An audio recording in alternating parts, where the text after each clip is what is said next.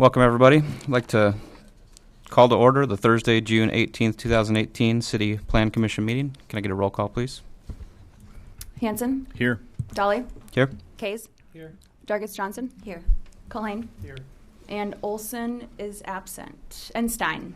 I don't know where his tag is. But. I think we pulled it down here, so. Okay. Thanks, Brandy.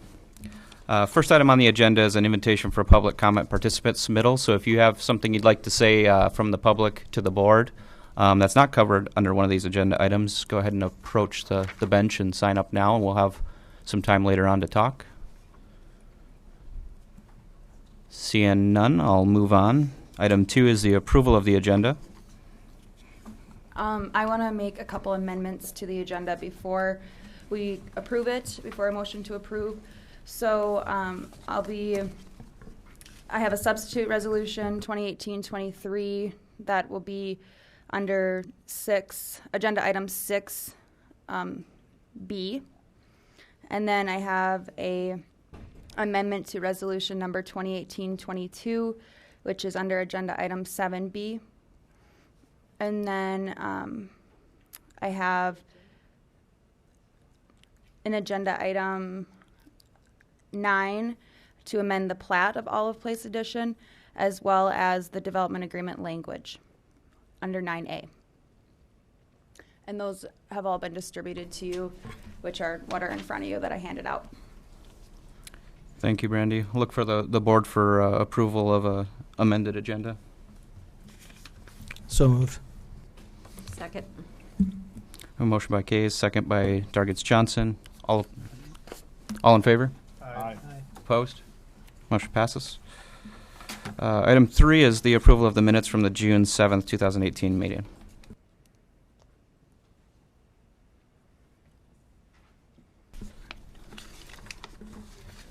I'll make a motion to approve. A motion by Dargis Johnson, Second. second by Hanson. All in favor? Aye. Opposed? Motion passes. Item 4, presentation on Tif Districts. Yep, so we have a presentation today by Toby Morris, and he is with, I'm going to butcher this, and I should have figured this out before, Dougherty Markets. So I'll turn it over to him while I log into the computer.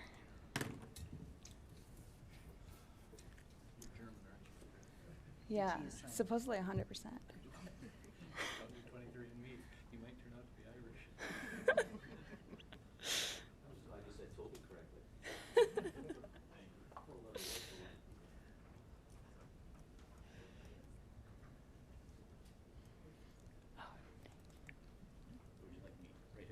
Yeah. Thank you, Mr. Chairman. Toby Morris with Dougherty and Company, sometimes known as Doherty. Oh, there we go. Toby Morris with Doherty and Company. What I do is I specialize in a lot of public finance. My background was in Deputy Director for Governor's Office of Economic Development for about the past 15 years, have working with a lot of cities, schools, counties, the state of South Dakota, on a lot of debt issuance, but also on a lot of economic development projects throughout the state. When it comes to tax increment financing, I've probably put together well over 50 TIF plans, almost in every city that has utilized them throughout the state.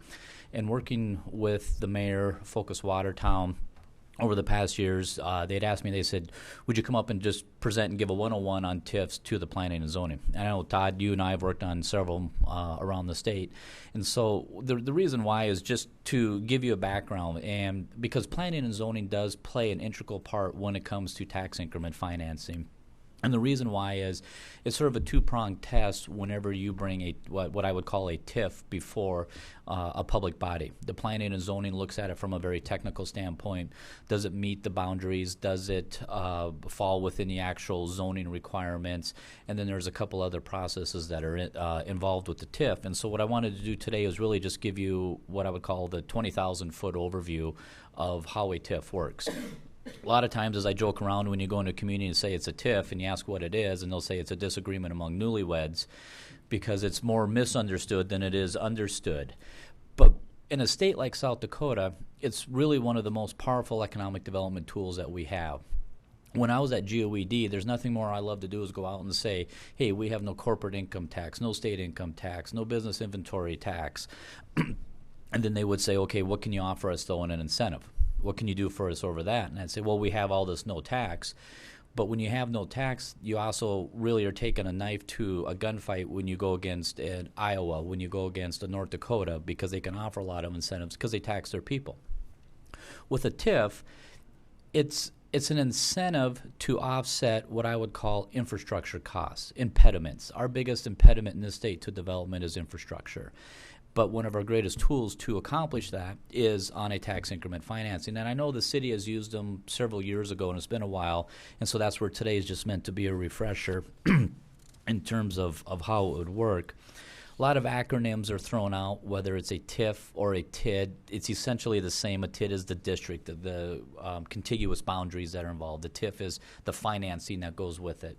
So you can create a boundary all you want, but if you don't have the revenue or the money to do something to pay for that infrastructure cost, you're sort of dead on arrival. And so that's where the two acronyms float back and forth. A lot of questions come up within a TIF, and the biggest one is always going to be, does this impact the school districts? A TIF has no impact on a school's general fund. What happens is when you go to establish a TIF, you can establish it one of two ways with the state of South Dakota.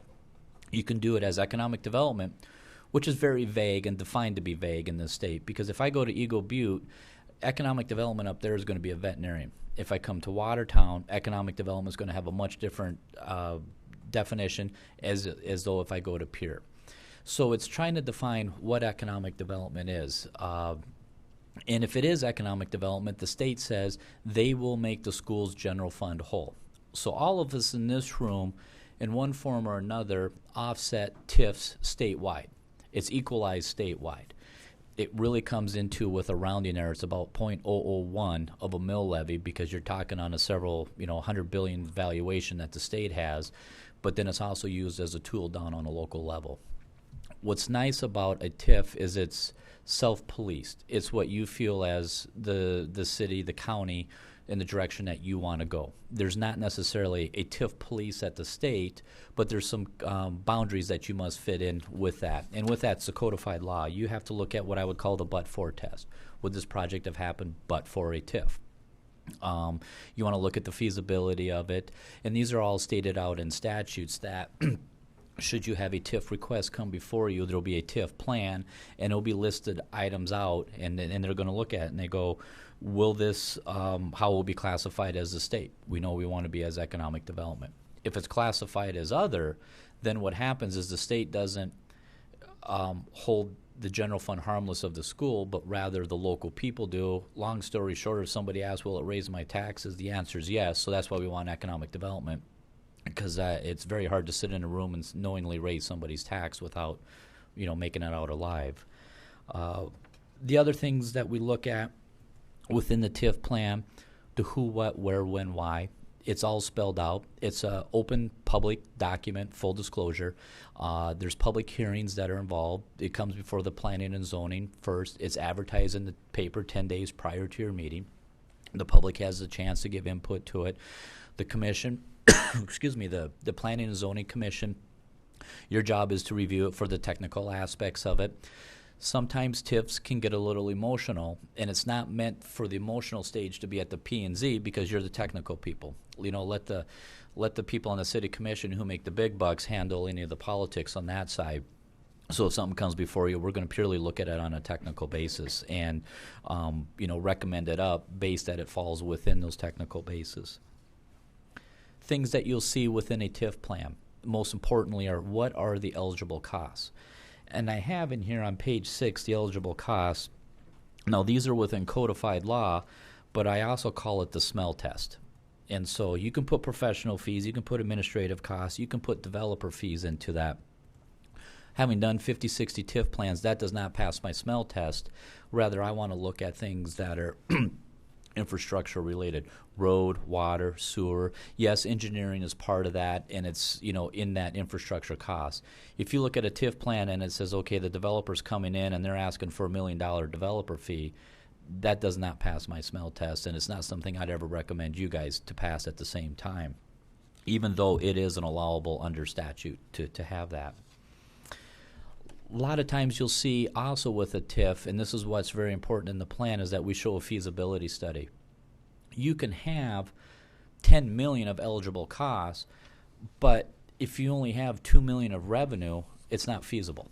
And so 9 out of 10 times you're going to have costs that exceed what your revenue will produce. And a good example I have on that is on page 7. And what that shows is this is one that we did down in Kimball. And what I like about this, I'll point out another direction, is you'll see we had actual costs of $8.4 million, but the TIF request was only for about $2 million. What's also neat about this is you'll see I have in there a county admin fee. And these are things that you can do within a TIF. So you might say, well, why is the county charging $100,000 as an admin fee? Well, the reason we charged $100,000 is because then we went to the DOT and we matched that $100,000 to get $400,000 from the DOT to put $500,000 into a road. And so these are things that you can get creative when we represent the government side of to further leverage a TIF into other funds for infrastructure-related projects. And so should something come before you might seem a little wacky, you can always look down and say, well, that's why that $100,000 makes sense. We're going to generate $500,000 of new roads that would go into a project like that. The process then goes along. You file it with the state of South Dakota, and then it becomes a living, breathing document where the state tracks them every year. You'll see every now and then we get legislation that comes up in the municipal league adamantly and rightfully generally opposes, because there's been a run on TIFs where they want to get rid of them, but once again, it's one of our most powerful tools that we have. The last part of a TIF, and this doesn't involve the planning and zoning, but I also wanted to make sure that you have the overview of how it works, is what's called a developer's agreement. And that's where the city council enters into an agreement with that developer, and they say, Mr. Developer, you will do this, this, and this. A lot of times if it's with a manufacturing plant, we might say you will produce number of jobs within X number of years. We always try to keep the government in the driver's seat and always on the offense and never on the defense. And we can do that through the developer's agreement.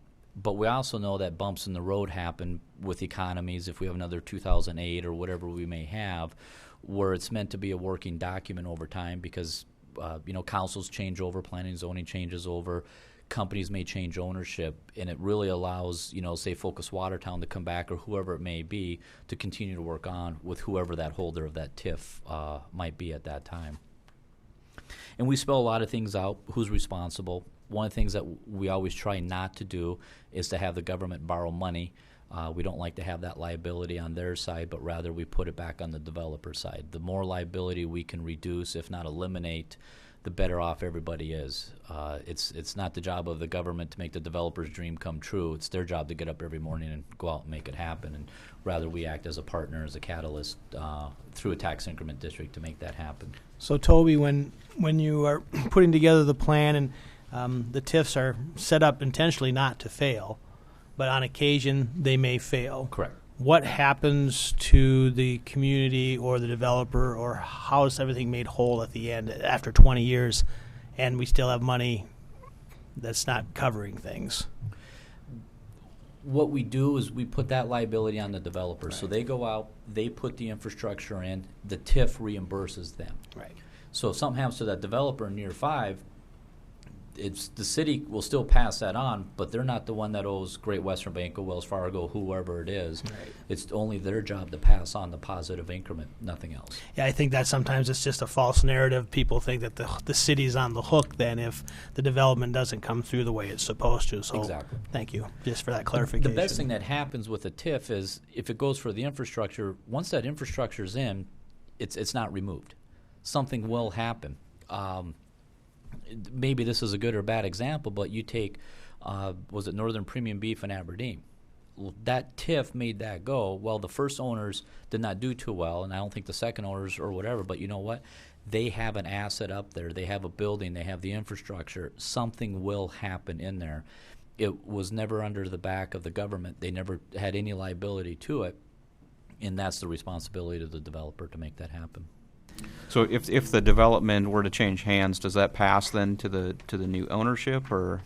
You can restrict it. You can. It's just the negotiations that you enter into. Part of the development agreement. Correct. One of the things we did in 2010 when we changed the law is it used to be that all this had to go out to public bid, and there's nothing wrong with public bid, but when you do a true public bid, the government holds that contract.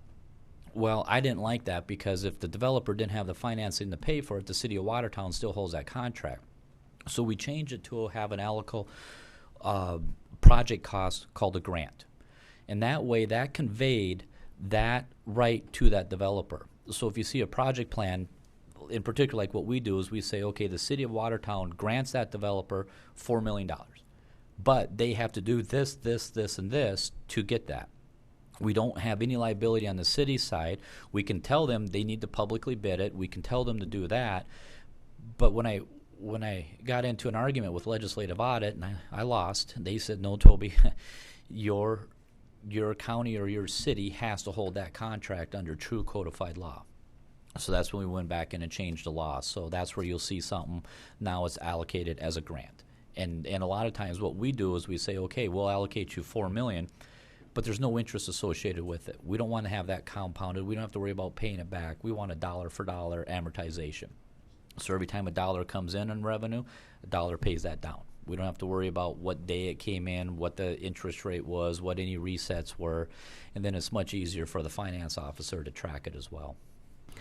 Toby, I know you might be touching upon this in your presentation, but I know that some communities have used TIF financing to do housing, and now there has been some changes in the state law, so we are somewhat restricted as far as how we may use TIF financing for housing, for workforce housing. Would you just briefly touch on that? Great point, Todd. When you have a program that's sometimes self-policing, the self and the policing go away. So there was some TIFs that were used for developments that had some higher-end homes. And that wasn't the way you and I would probably think about the way it should be. So I advised the governor's office for about a year because they wanted to get away completely on affordable or on housing. Well, affordable housing is a true economic development component in the state. So what we did is we put in some benchmarks that it had to adhere. If you do a housing TIF, the first-time buyer or the homes were restricted to the price of South Dakota Housing's first-time buyer, which is $250,000. It's a little bit high. A lot of communities, Harrisburg, we did one where we said the homes had to be restricted to $200,000 or less. If they were doing multifamily homes, we didn't want to have nice apartments along the river and pier where I'm from with granite countertops that were getting $1,800 a month. No, it's meant to be multifamily where we put a benchmark in there of what was the local AMI, average median income, is what there's a formula that goes in there to prevent abuses is really what it amounts to. And those were some of the major changes that came out this last year, that and trying to define economic development more, but as I stated earlier, everybody has a different definition of it. The longest a TIF can go is 20 years from the year of creation. The developer's agreement can restrict it even shorter. You can go 5 years, you can go 3, you can go 18, you can go 17 and a half. It's all what you put in that developer's agreement. Legally, you cannot go more than 20. We always try to keep the city and the county, because they're the only two that can do the TIF, in the driver's seat. And that's what that development agreement does. That's a binding document. And here's what I like about it. Remember, when you pay taxes, it goes to the county, and if it's a city TIF, then the county pays the city and the city pays the developer. Well, he who has the cash is the ruler, so if you have the cash before you pay it out and they don't adhere to the plan, you can enforce it quite a bit. But if you don't have the cash, you can't enforce it. Lastly, the hardest part of a TIF is figuring out the projections. It's more of an art than it is a science. You have a lot of things that go into play. You have fluctuating mill levies every year. You have different valuations. You can have the legislature monkey with stuff. And so that's where it's your best guess. At the same time, no, but if you put that responsibility on the developer and things go wrong in 5 years, it's not the city or the county's fault. That's the developer's risk that they take, and that's in exchange what they get for a TIF. Now, I probably whipped through that pretty quick. I've had about 6 cups of coffee today and been on the road, and I'm glad you guys meet at 4 in the afternoon. Madison was at 7 in the morning, so that's sort of the 30,000-foot view of how tax increment financing works. And I have my contact number up there. By all means, give me a call anytime. Todd generally has me on speed dial most of the time, so. Great. This is great. It's really informative. I appreciate you taking time to go through this with us. You bet. Thanks, Toby. All right. Thanks, everyone. Thank you, Toby.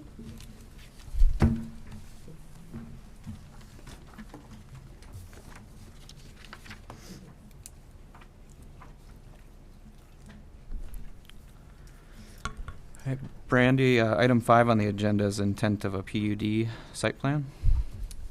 Yes. I'll zoom into that area here.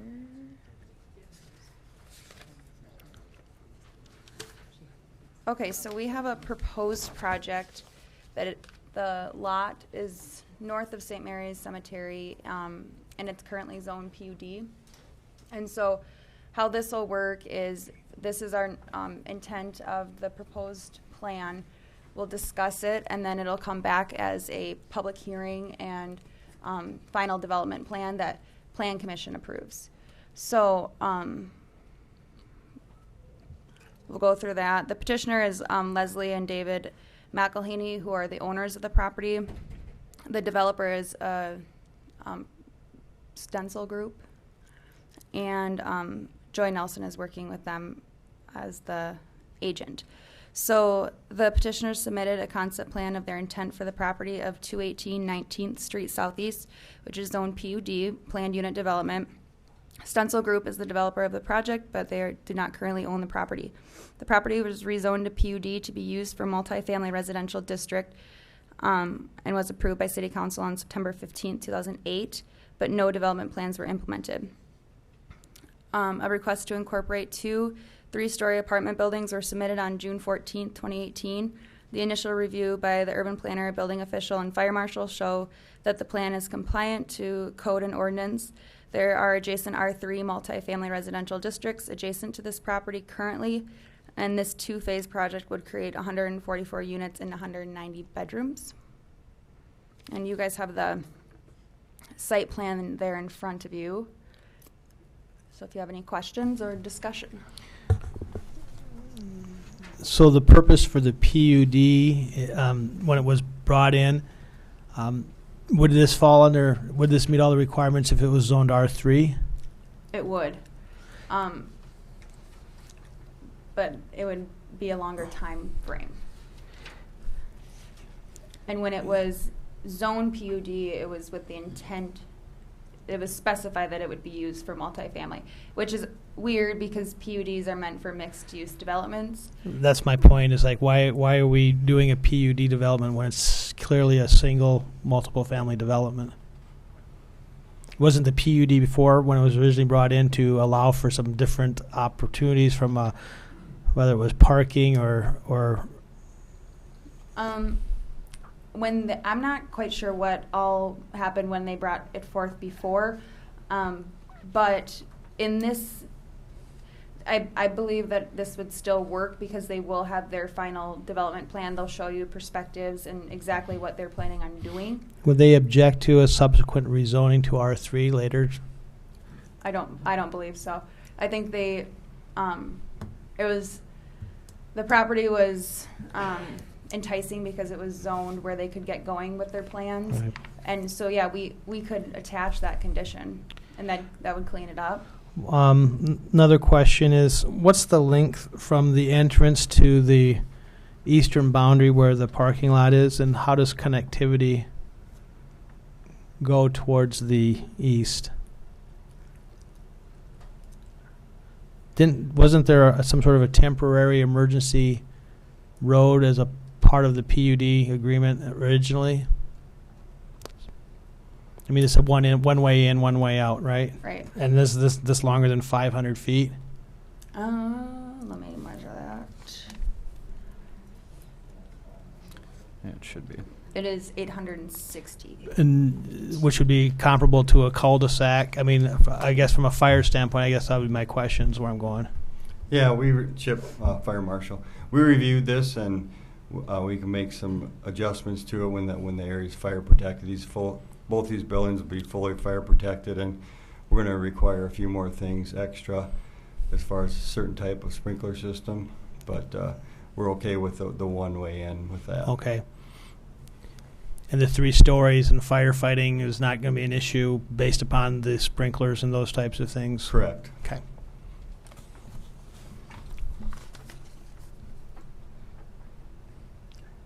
Thanks.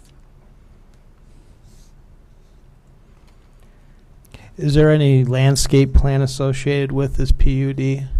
Yep, there will be, and they will have that at the final development phase, which will be July 19th, when you guys will see that, when we'll be asking for action. Will that include sidewalk along 19th Street? Yep, we'll want that. And that should be shown then. Is that detention pond going to interfere with the ability to put sidewalk there? It shouldn't, because the sidewalk would be on the public right away, right? Right. Yep, and then their detention pond. And I did ask, I did have contact with their engineer, who is Colin DeYoung with Austin Engineering, and he sent, because I believe that the last PUD, the site plan issue, was the detention for the drainage. And then also, I asked if they would provide turning movements, and would be like for a fire truck, that they would be able to maneuver within this parking lot area, and then provided radiuses on how those turning movements would happen. And then for the pond the engineer believes that this is sufficient space, because obviously that's something that's going to have to be figured out before plans are approved, because if they need more space, they can't have buildings planned to be there or pavement. When the originally was brought in as a PUD, has this been reviewed by the Park and Recreation Board regarding payment in lieu or park dedication? No. Is that only upon annexation? It is master planning too. I mean, so there's the two options, but I'd have to look back too to see if there was a collection, because it should have been taken care of upon annexation, and then if it wasn't, it should have been at the time of the zone. But they would have annexed and zoned at the same time. So I'll look into that, and then if we do need to get approval from the park board on what they would like, if they cash in lieu, most likely. This is also multifamily residential, so sometimes park area is nice. Do we know the price point on rents for this development? I don't. I don't know if there's anyone here to speak on here. Jim? You know, it's going to vary a little bit. But Could I have you state your name for the Jim record? Pieper. Thank I'm you. with Diamond Realty, and I'm representing the Stencil Group. And the rents will be about $700 to $800. Mostly, are we looking at mostly 1-2 bedroom apartments? Correct.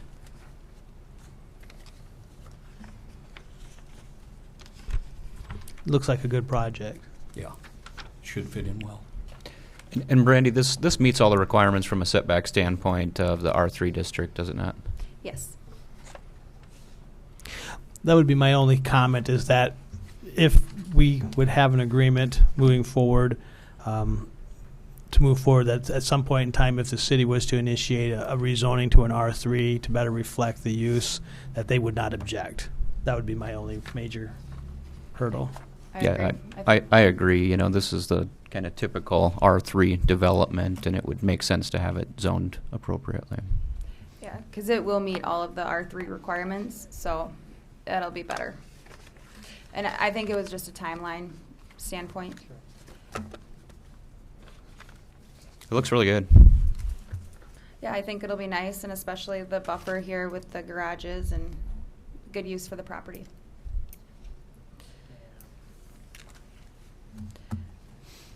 Any other comments from the board?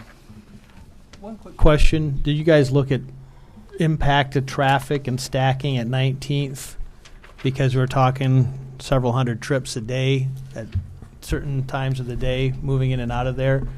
What the impact to the traffic would be. I mean, 19th Street is a collector, but we are relatively close to the intersection there. And I don't know if we have to make a lot of left-hand turns to get out to that intersection, to the industrial parks or what have you.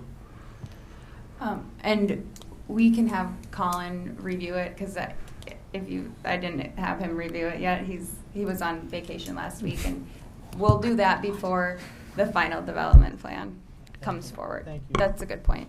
And one question too, is that when the neighbors are notified of what's going in next door, or does that not pertain to this at all? I'll check on that for the PUD as far as when there's a change to the plan. If there is notification, we're not doing a rezone at this point. So then, because we will have a condition of a rezone, they will be. But the PUD notified. that was approved at the original one, any change to that PUD requires a public hearing process. So so a notification, in my mind, would be required. Okay.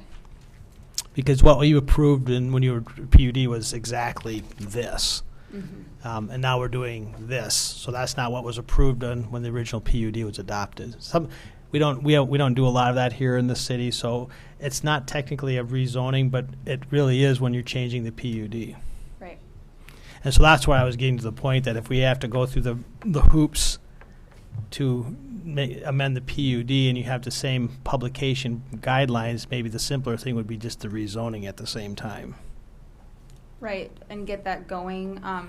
So almost we could do the final development plan at the July 19th with the public hearing on the rezone as well. And then that could get them started on their project, because they would be, if they were approved.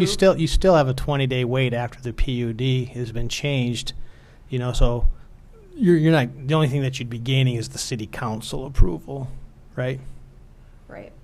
Yeah, so I mean, I think if you want to dovetail it together, that would make good sense, so they don't lose anything. But in the end, before everything's all said and done, they'll still be rezoned R3. But we're still going to have to run through the notification process on the Right. PUD. We can just bring them together. So then everybody will be notified within 250 feet of that property. Sounds good.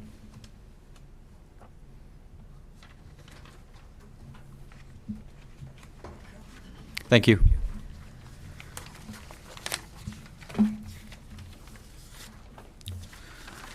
So moving on to item 6, resolution number 2018-23.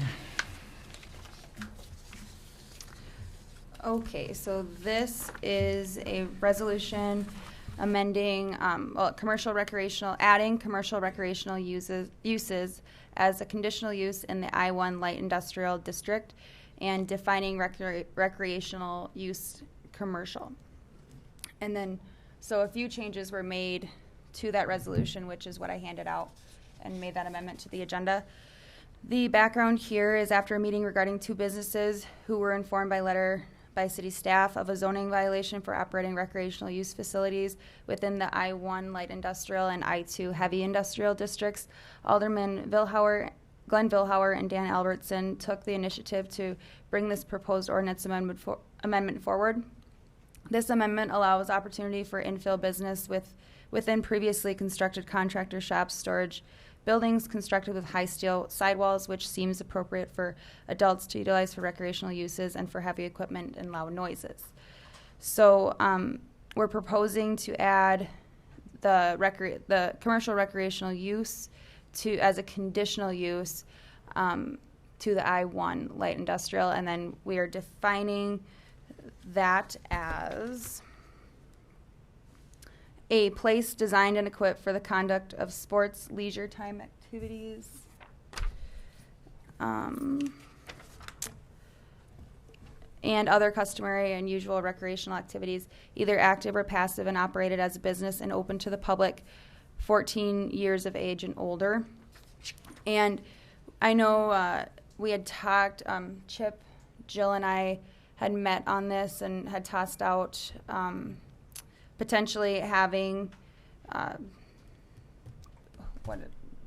the findings of fact, the standards. Reviewing what this does is we're going to go through and review this according to the International Building Code, International Fire Code, and how it meets all the code issues there. So then what we did is we wanted, should I talk about the daycare or do you want to keep? No, you can talk about it. Okay, so what we did is, this is just a gym that power lifters, and it's a small area, and we were okay with, because of the 14 years of age, they're able to leave and get away from if there's an incident in the I-1, right? Mm-hmm. And the daycare. And then we removed the daycare out of there for conditional use too. It's been under just permitted use, and we want to move that into a conditional use. So again, we have a chance at that time. The building department and the fire department have a chance to review where the daycare would be, and that's usually with it. And the reason it was in there is they had daycares along with big industry buildings where the workers would bring their kids and drop them off at that daycare, and was convenient. And when this was brought forward, when we did our zoning years ago, there was a daycare already doing that same job, providing that same service, so that we allowed it as a permitted use. So when we did the zoning, we didn't have to have a bunch of people come in for conditional uses and items like that. Can I ask a question? Yeah, you can ask a question. So in the changes from the original packet to here, we are adding the 14 years of age to the definition. Why are we not striking the fee aspect? As the definition, well, we did just because we figured it was not necessary. And that was the language. This was a definition that was brought forth in 2016, when they were going to add it to I-1 and I-2. But per that meeting, we thought that I-2 was just inappropriate for this type of use. So, I mean, we figured if it's a commercial recreational facility that there would be a fee, but we didn't think that we needed to specify it in the definition. So by saying operated as a business, it's kind of an implication that it's a fee. So if I opened up a business, or I just wanted to get all my guys' friends together and we're going to lift weights, you can see that happens a lot on the weekends, and I just were hanging out and I just using that as would I be allowed to do that? Yeah. If you meet the conditional uses. The code. The code is, we review what you have. Okay. We're trying to protect these areas also, not just for providing an area for the gyms to go, but we also have to protect the businesses that are in these I-1 and I-2, right, because they have more or less stringent things with noise, dust, and we want to protect those businesses. So if we just had a permitted use of a gym in these areas, then they could come every day and complain that, you know, there's a paint shop next door which is a permitted use in that area, and we don't like that paint fumes in our area. So we're trying to cover both. Do we differentiate in the definition of daycare facility as non-residential or residential in our current definition, or is this non-residential just recently added? That has been in there. I'll check here. Good question.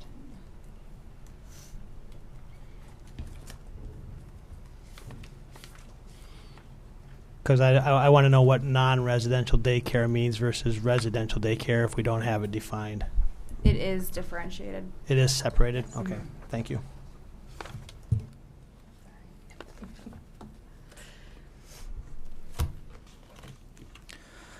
I'm kind of questioning the age aspect of it. So if we've got a conditional use for a daycare, which is going to have younger kids in the I-1 district, and then we have a conditional use for a recreational facility, but we're saying they have to be over 14, it seems just counterintuitive to me.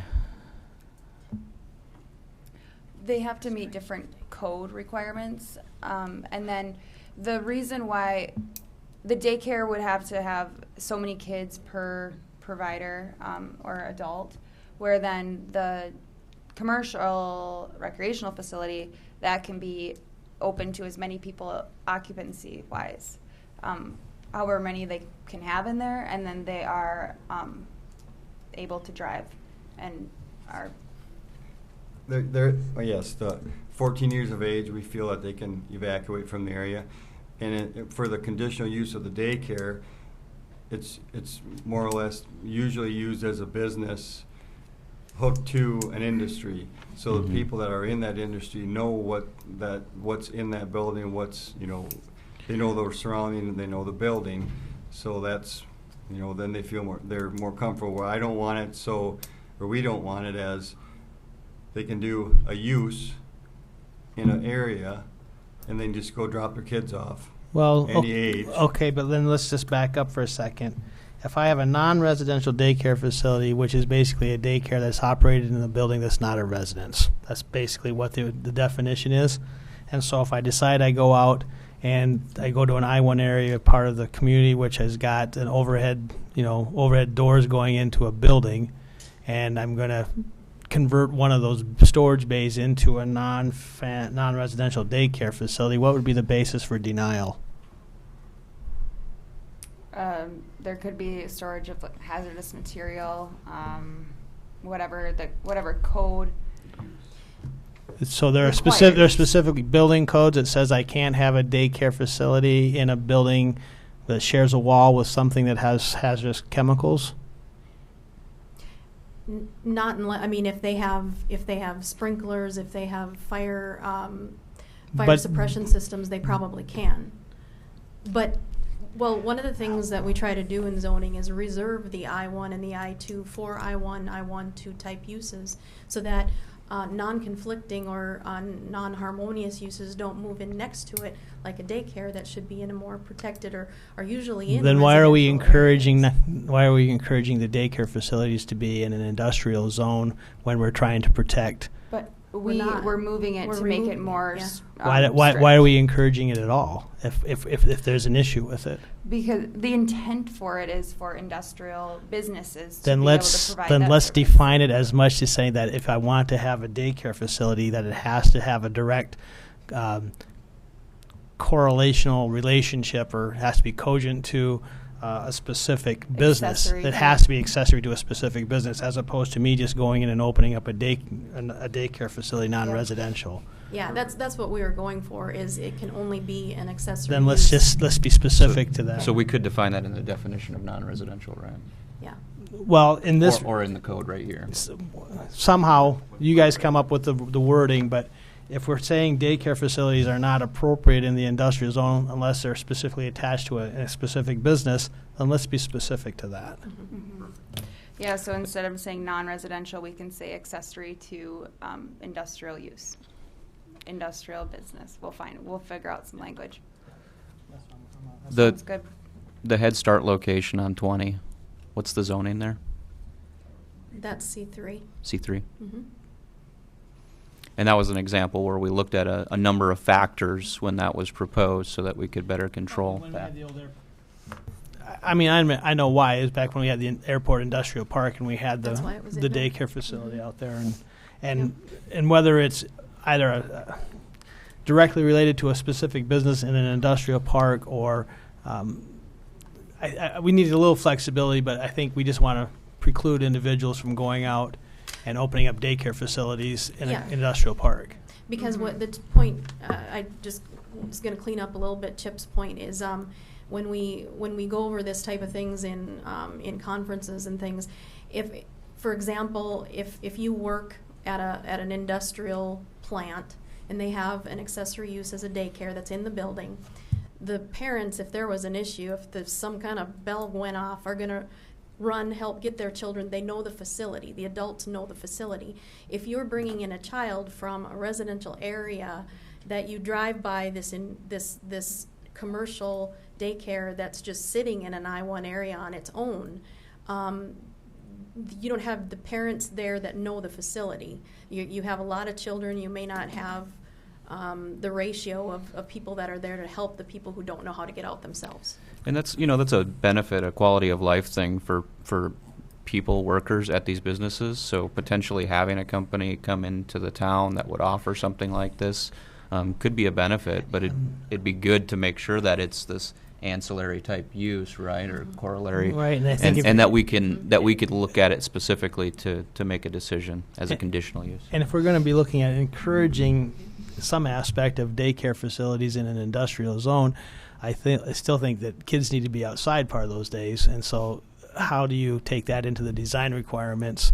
And so that's what I'm saying. I'm not even sure we should be encouraging them whatsoever in the I-1 district. But Well, realistically, that's why we would use the code to the fact. But, you know, I would be not opposed to striking that whole area out of there. And then if somebody wants to, you know, have a daycare, a big business comes in, they want to have a daycare accessory use, and they meets all playground things, and they want to even license it with the state, you know, then we could revisit at that time. But, you know, we talked about striking that whole thing out, and I guess we'll go with what you guys feel. And That might make more sense if we don't have anything pressing at the moment to any reason why we need to do that. Maybe let's take some time and bring it back at a later date when it's applicable. So just strike. I think that moving it to conditional use, it leaves it there as a tool. So then if somebody comes in, I mean, I think it's a great benefit that a business could offer.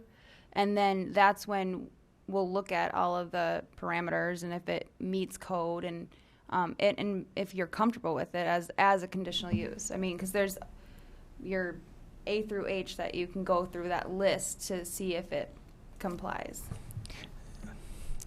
I'm not comfortable with it. I'll just state it right now. I don't think it's an appropriate use in an industrial zone.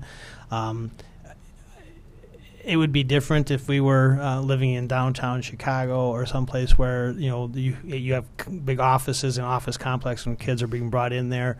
I think we live in a part of the world where we want our children to be outside, and I'm not sure running around in an I-1 zone area is the most beneficial thing for young children.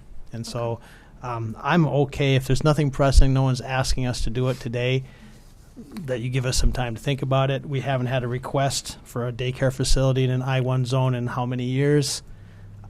I don't think it's that pressing. And if we need to come up with something specific moving forward, I would recommend just striking it in its entirety. Yeah, and we don't necessarily need to wait until somebody wants it. We could look at it, you know, in the nearish future, but let's just do it separate from this.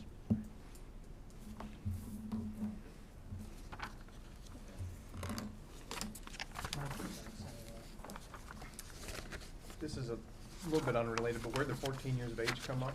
And what do we have to do in order, Judge, to make an age-based regulation? the International Fire Code does it does do things on age-based already. So that's why we feel it's appropriate if my fire code book, you know, is used across the nation as a standard, I feel that we would be okay using it in our ordinance as a standard to also. In response to your question, that would be for Matt to answer. So maybe we get an interim city attorney. Interim. Because my recollection of constitutional law is that there's some scrutiny for age-based regulations, but I believe that if we have some sort of finding of fact about it, it probably qualifies. Where we decided this age was when they can drive and move in and out of the facility freely, completely, drive themselves with a permit. Aren't they still driving with parents at 14? I don't know, that came from me. Mr. Chair, I'd like to make a motion to recommend approval and submission to the City Council as provided in the handout 2018-23 given us tonight, with the one caveat that we would eliminate the number 5 daycare facility as a conditional use. And we would also eliminate it from the current permitted use Yep. section. Correct. I have a motion by Mr. Kays. Do I have a second?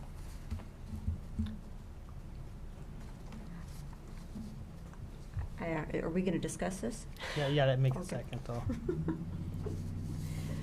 Second. Motion by Kays, second by Colhane. Any additional discussion from the board?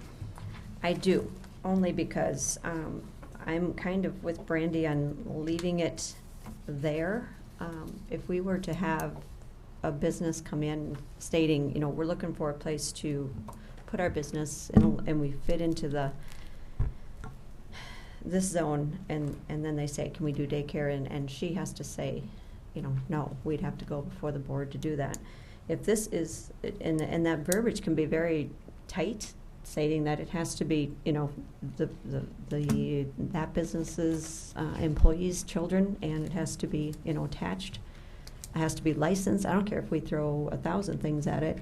At least, like Brandy said, it is still there. It's still on the book. She still has that, can give them an answer instead of saying, well, we got to reinvent the wheel now. We're here discussing it now. I don't know that we should completely throw it out. That's my thoughts. But today we don't have that language, and I think that's the kind of language that we need to get to, is what are those conditions that we would place upon it? So you're saying she should just sit down and brainstorm on that and bring it back and add it to this? That's what I'd like to see. I'd like to see, you know, a fleshed out proposal brought back specific to that, and we could put a time frame on it if we want. I don't care if she comes back in 6 months with it. I just don't think that we should, you know, totally scrap it. I'm just saying, you know, kind of like the First Premier building out there, if they would have put a daycare in that, looking for that, and, you know, coming to a realtor saying, you know, I need this, can I put it in that zone? We can call Brandy and say, yeah, they can if they meet all these Difference things. with that First Premier building is that's not zoned I-1. Well, but I'm just saying future. I'm just saying it gives her an answer. And two, I mean, before, this is out of ordinance, before any conditional use shall be issued, the board shall make written findings certifying compliance with the specific rules governing individual conditional uses, and the satisfactory provision and arrangement has been made concerning the following where applicable. So you're going to be looking at ingress and egress to property and proposed structure, off-street parking and loading areas, refuse and service areas, utilities with reference to locations, availability, and compatibility, screening and buffering with reference to type, dimensions, and character, signs, required yards and other open space, and general compatibility with adjacent properties and other properties in the district. So that's you have to look at all that and it has to meet all of that. If it doesn't, I'm fine with those requirements. However, none of those requirements have anything to do with whether or not children should be allowed to be in a daycare area in an industrial zone. So what we're doing then is we're making it up as we go. And I would rather have some basis for that decision, so when we get sued for denying or approving a permit and we have to go before an esteemed judge who will tell us what are you basing your decision on, it's not, because we felt it was fine in this situation. I think what we're seeing across the area is that if we're going to be making and adding conditions and adding findings, we should have some basis for that. And where I'm at with it is if nothing is pressing on a daycare facility today, let's take it out for now. Let's come up with what those standards are, and then we can bring it back in. And we thought about that too, writing this recreational or commercial recreational use, writing the standards. What are you calling them? Performance standards. Yeah, and the only things that we could come up with were age, and then that it was compliant to the IBC, the building codes and fire code, which that's already created. So then, I mean, that's something that we would be reviewing too. So if there was something that wasn't compliant with those, then that would be brought up to you guys as Board of Adjustment. And then, but we just, I mean, that's why we just added it to the definition, because the only thing that we can think of, because we have off-street parking ordinance, parking's an issue, we thought about that. But that'll be taken care of with what's already in ordinance. And then, so yeah, that's why we just added it to the definition. I'm fine with your commercial recreation Yeah. facility. My conversation is about the daycares. And even daycares, I mean, we have to go back to that discussion soon, because we talked about it and how we're going to regulate that. And so then we could have the administrative approval, because we'll have our design standards, but that also is covered under the International Building Code. So are we, like, do we just reference that and say within compliance to, I mean, but we already review that. So then that's when it gets brought to the board and we say those findings of fact. And then that's how then you'd make your decision. I'll tell you where I'd like to go with this, Brandy. And it's not just daycare facilities. It's a lot of different conditional uses across the board within the community. I think it would be in best interest if we could start working on a piecemeal basis, identifying what we're okay with, what minimum standards should be regarding specific conditional uses, regardless of zoning district. And once we come up with that, eventually, you know what happens?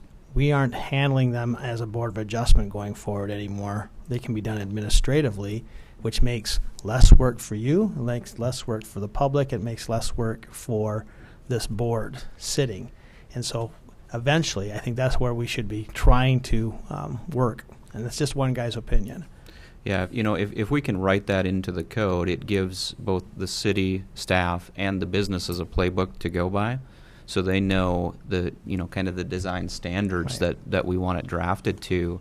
And they're not taking a guess, you know, at what we're going to approve or not approve, right? Because once we start applying discretion, we become defendants. And I would just as soon not go down that road. But if staff thinks we should need to keep this in here, I'm okay with amending my motion to say keep it in here, but I want to have us coming back within several months to talk about what our standards are for daycares. Period, yeah. Period. We can talk about the differences between the two as well. I agree. Yeah, we need to address it. Where are you guys at? I mean, do you want to keep it in for now and just say come back? Or I'm fine with it, taking it out. Again, I'm with you. I want city staff to say, you know, it's helpful to us, or if she's more comfortable taking it out, and I know we need to go back to that daycare, because like I said, we need to do that anyway, so maybe we can address it there. I want to make her position easier when she's the one that's going to have the first contact. If she'd rather have it in there saying yes, but you have to, you know, jump through all these hoops, or if it, you know, they're going to be in front of us, Todd, for sure, if it's not there. That's my point. Mm-hmm. So whatever best for city staff. Well, yeah, well, and it's, speaking from the fire department side, you know, I just soon have it out. I agree with Brandy, you know, it's nice to have the tool in there, but if we don't need the tool in the toolbox, you don't carry that tool around all the time in your box. Your box is pretty heavy after a while, and we create a lot of work for ourselves when we do too many things. And having to review sites, and, you know, there's a lot of issues with things. And if we can't defend it right away, if they just can sneak in there because it's something we didn't think of, then, you know, then we can go to court. So maybe it just goes under the whole daycare ordinance. Yeah, there's nothing going to prevent us from putting it back in as part of that greater discussion on daycares, right? Right, except more ordinance amendments. I'm asking for one ordinance amendment that deals with all of daycare situations, so they only have to come hit us Right. once. One collective you guys- daycare. You guys, Yeah, you I'd be guys fine tell with it me. coming in on the daycare ordinance altogether. It stays over there. I have no problem with that. I just don't know that we want to throw it completely out. That's all I'm saying. Yeah. Well, how about this? Let's, if Mr. Chair, if you would entertain the motion we could vote on my amendment, and if it fails, we'll come back with an alternate amendment. Sounds good to me. We'll take a vote, if we can do a roll call vote. Hanson. Aye. Dolly. Aye. Case. Aye. Dargis Johnson. Aye. Culhane. Aye. Motion passes. Did we need to set a time frame on having that discussion on greater daycare? I know we've got a couple other irons in the fire that need to get taken care of first. Our discussion on signs and resorts, and I would say let's get through those, and then maybe later this summer, if we have some time, we bring back daycare. That sounds good. Yeah. Okay, we'll move on to item 7, resolution 2018-22. Okay.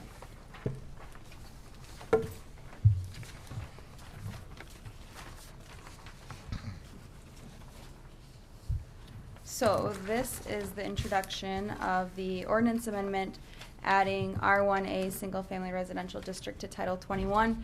We've had quite a few discussions about this. This would be a new zoning district, which will be smaller lots, 5,000 square foot minimum, 50-foot minimum lot widths, 6-foot minimum side yard setbacks on one side, and then 9 foot on the other, unless there is rear yard improved access.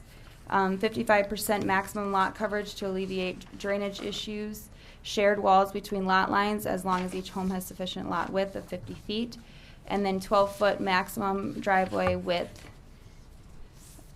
Or they're allowed to be larger as long as 20 feet of contiguous curb frontage is reserved for on-street parking. And staff recommends Planning Commission recommend this resolution as presented to City Council. This is a public hearing. Thank you, Brandy. I'll open the public hearing on this. My only question here, I think you did a really good job. This has been really good, and I think that the mayor and her housing committee work, people have been pushing this. My only question is we're really thinking that for all practical purposes, a lot of this R1A is going to be maybe rezoning existing property for part of it. It's going to be rezoning existing blocks. The question is, do we want to include all of the conditional uses that we see in this R1 area? If our purpose of the R1 area is really for affordable workforce housing, do we really need to be putting golf courses and those types of things as a conditional use? If we're talking about specific use office buildings in the R1A, which is right now basically only allowed against Highway 81, 212, and South Dakota Highway 20.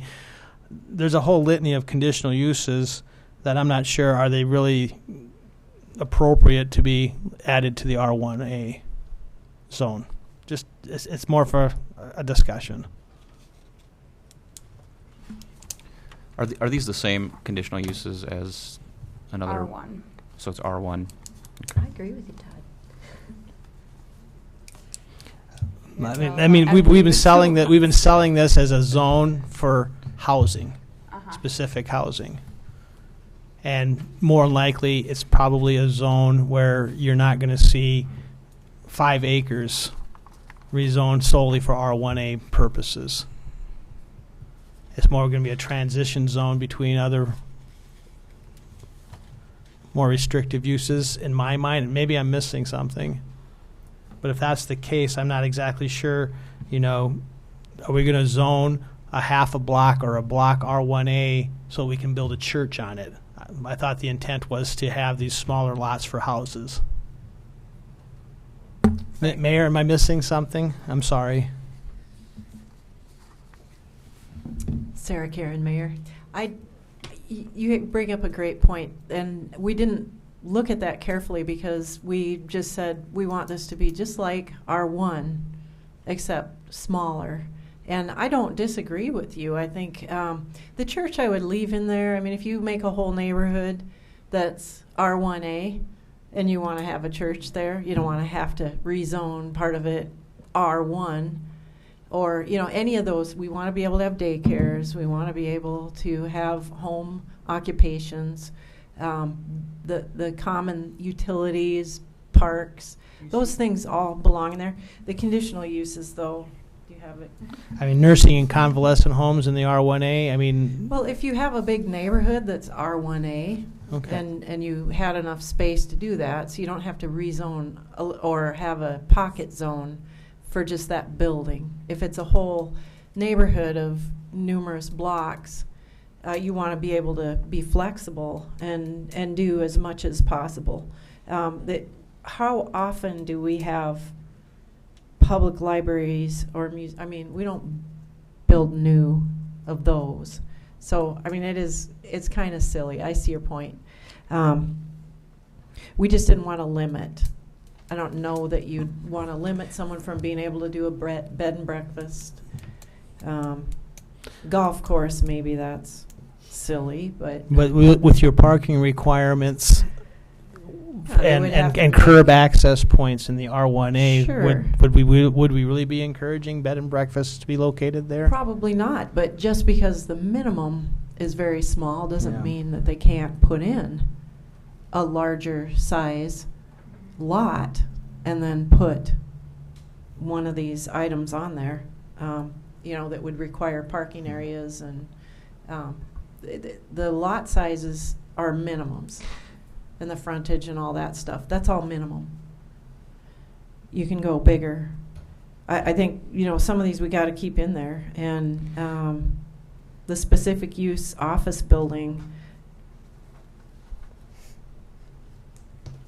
we just recently, I think, added that to R1.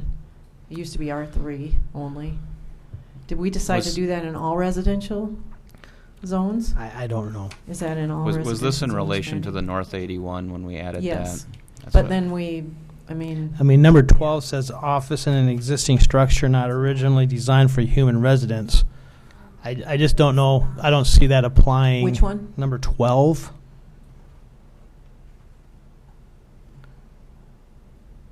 Is that one that we would? Well, I remember why we added that, and it was. I know why it's there in the R1 because it's Andy Mahold's business. Yeah.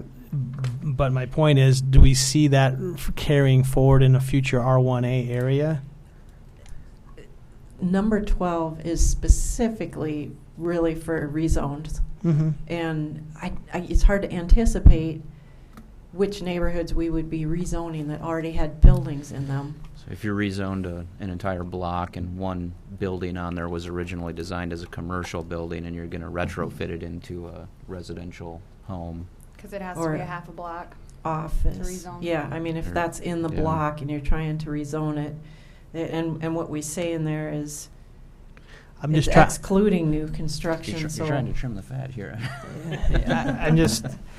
we just didn't want to be short-sighted and making it so restrictive that it's unusable. Anything that would be allowed in an R1 should be allowed in the R1A.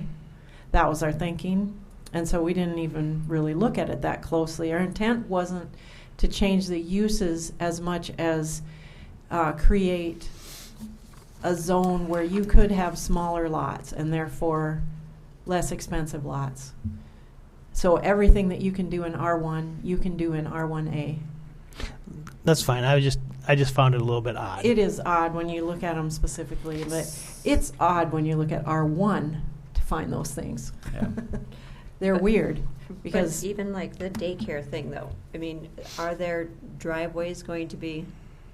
And I keep going to a new development, not so much even retrofitting these in, but.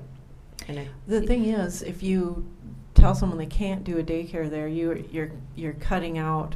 But are they going to? But have how are we to going to meet do this- that on a 50-foot wide lot Right. when you have You to have? probably can't. So. But Okay. that's, you might have a 100-foot lot. But then Where- why aren't we just zoning it R1? Because, well, If we're getting some back. of the lots, like if you're rezoning a whole neighborhood to this and you're leaving some of them smaller, that you won't be able to do this on it because Right. it doesn't meet the requirements. We get some benefits out of having the R1 with the restriction on the amount of coverage on the lot, which is, I think, a benefit to the community and works to keep it affordable. So you don't get a mansion, that's gigantic and going from setback to setback completely all paved. That won't happen in an R1A. That could happen in an R1. That's the difference. That's expensive to cover everything with asphalt and concrete.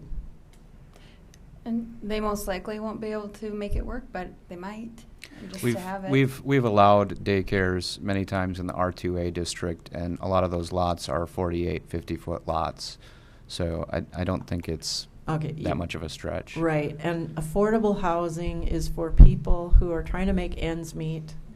And a lot of times, they're doing daycare out of their house to make ends meet. And I don't want to say you can't do that in this zone, as long as it's meeting all of the requirements. That's a pretty common thing to do in a residential zone. I don't think we want to take that out. I'm fine. I just wanted to have the conversation. No, it's good, Todd. Yeah, it's definitely embarrassing good. when you point out those weird ones. 'Cause I was right there with you until we start really thinking, especially with the retrofitting it to an existing neighborhood, if we're talking about rezones here, Right. Yeah, I really there's don't applicable expect scenarios. that we're going to see a lot of rezone. I think this is more of a new area type zoning tool, but I don't want to preclude that. Right, and I personally don't see this being large tract zoning. I see it more of a niche zone. I think just based on what Mark is probably going to be telling you is that I don't see J&J coming in where I live and opening up a quarter section to R1A. Or No, I don't either, but I mean, I could see a nonprofit organization Yep. coming in to do, 3 blocks of R1A to get development going. Yeah, you get mixed development in neighborhoods where you've got a mix of the different zones too. Which so. is why it's important to keep those conditional uses. So if we're retrofitting, if that's how you see, if you foresee that being the case. well, some of these would probably only apply in mostly the retrofits. It's Right. not- Yes. They were individual situations where we said, okay, if it's okay for this person, we better make it okay for everybody. And there it is. And Well, then- I'll just come back and say it's really good job. I think it's Thank really you. good job, and you guys did really good. Yeah. And I would make a motion. Oh, I thought you had Hmm? public hearing. You got to ask if there's any more comments. Yeah, is there any more comments from the public? Seeing none, I'll close the public hearing. Ask for motion. I'll make a motion to approve as presented. Second. Motion by Kay, second by Hanson. Any further discussion? I guess I'm with you. I just want to say thanks again for all the hard work that you guys have done putting this together. It's been a long time coming, and I think it's excellent. So Thank you. Thank you. I'll ask for a roll call vote then. Hanson, Yes. Dolly, Yes? Kays, Yes. Dargits Johnson, Yes. Culhane. Aye. All right. Motion passes. Thank you very much. Thank you.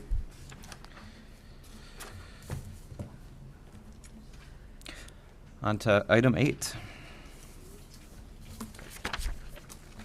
All right, so this is a resolution, this is our sign code.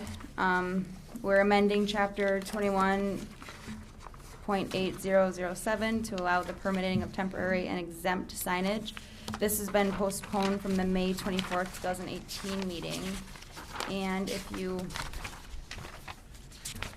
look on the timeline, we have been postponing it ever since April 19th. And so we've been meeting as a small subgroup and working with different people who have been involved with this and trying to come up with something that fits everybody, something that works for everybody. So what we have now, we brought our exempt signs into conformance, and also the temporary signs, which has been the biggest thing with allowing signs in the boulevard. And to allow for some of that activity to happen, we do have our conditions. So the temporary signs shall be readily, I'll read it from the beginning. Temporary signs, excluding portable signs, which are regulated in accordance with section 218023, may be displayed on any lot under the following conditions. Temporary signs shall be readily movable and attached to the ground or another permanent structure. Temporary signs shall be constructed with a material capable of withstanding impacts, winds, or blown snow. Temporary signs shall include print in which the print or font is clearly outlined with a clean border. Temporary signs shall consist of a flat construction with a maximum of 2 display sides. Temporary signs shall not be placed within a required clear view triangle or a required parking area. And then additional location and area regulations are regulated by the table below. So we have our different standards for residential districts and non-residential districts. And then as far as allowing them in the boulevard, because right now the signs are currently not allowed in the boulevard. Let me find it.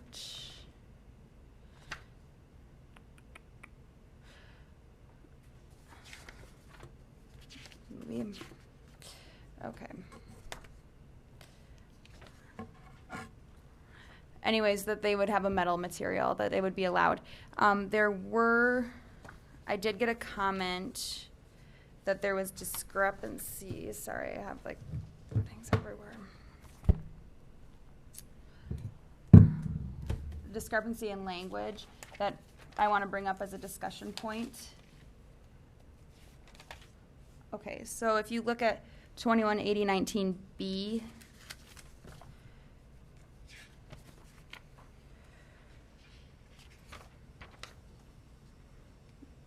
okay, and it says the temporary sign shall be constructed with a material capable of withstanding impacts, winds, or blown snow. And then if you look at 218007C and then 3A. Let me find it myself here.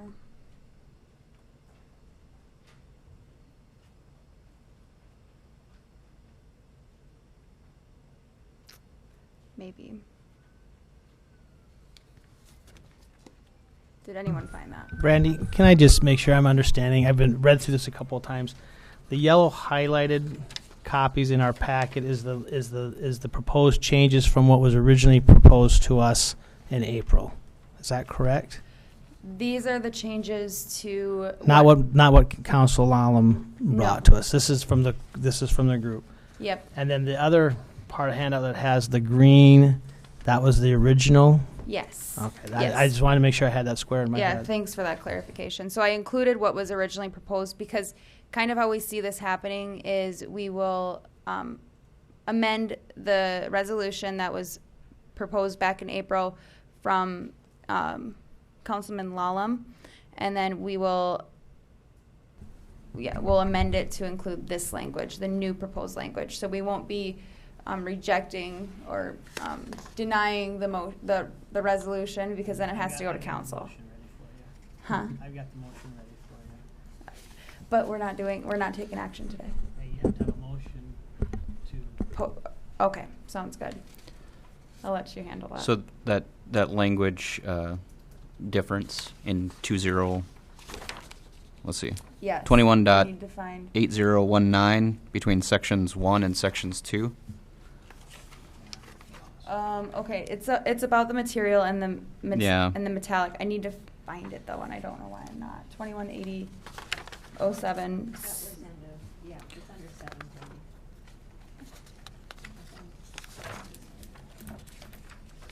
Which page? Sorry. Page 88 is where page 88 is where I think you're looking. If I'm. No, this isn't what we're talking about. We're only talking about the yellow. She's talking about she's trying to find the sign material, aren't you? Yes, Yeah. for the boulevard. So there may be more than one, but I see the discrepancy between 8019, section 1 and section 2, between the material. So in section 1 it says, constructed with a material capable of withstanding impacts, winds, or blown snow. And in section 2 it says, constructed with a metal or polymetal material to be capable of withstanding impacts, winds, and blown snow. Yes. Okay. So it's B5 and 1. Yeah. 1B, right? 218019 1B and 218092 2B5. B5. Is that the two? Is that it? It's layered down there a little bit. Is that what Okay. Is that what yes. That is what I was looking for. we just need to make them standardized? Yeah. But then I'm wondering if that was if we want it to be left that way. That's just something we'll have to look into. Just because it's not consistent. So yeah, that's where temporary signs may be placed in the boulevard in the C1. Temporary signs may only be placed in the boulevard in any other district provided. So think about this.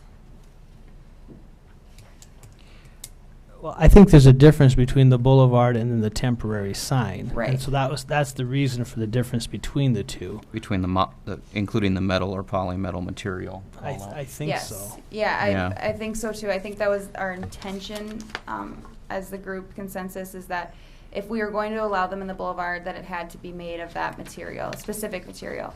And that is to withstand the snow, wind, and to make it more safe, and Okay. as well as aesthetically pleasing. I think that makes sense. I mean, that sensible. was my recollection of the discussion. Yeah, I, yeah, I, that's right. I do have one correction, though, right there in basically the same location, 21.8019 2B6. It says temporary signs shall include print in which the print or font is not clearly outlined with a clean border. That not should not Should be there. Is. It should be is clearly outlined. Yes. Which would match with the prior section. Sounds good. I think that was the only. Are you sure that we correction. don't want to keep it that way? Let's remove it. Not clearly outlined. All we right. want fuzzy signs.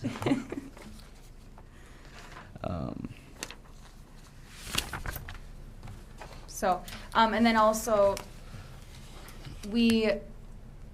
by July 19th, hopefully we can, I know Ken has some changes too, they're just minor, and we want to get everything changed and brought to you guys, just so then sign code can be in place and we can start regulating by it and people can know where we're at, that we don't have to keep changing it.